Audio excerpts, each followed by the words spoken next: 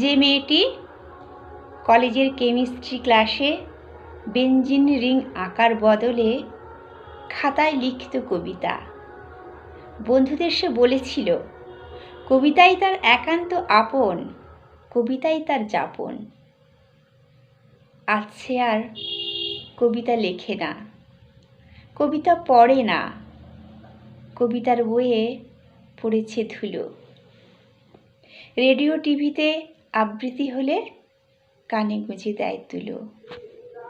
যে মেয়েটি জীবনানন্দের ঘর বাড়ি খুঁজতে গিয়ে রূপসা পাড়ে হিজলের ছায়ায় হাসনু হানার চরে ভেবেছিল ঘর বাঁধবে, আসছে 3 তলা বাড়িতে ঘোর সংসারে।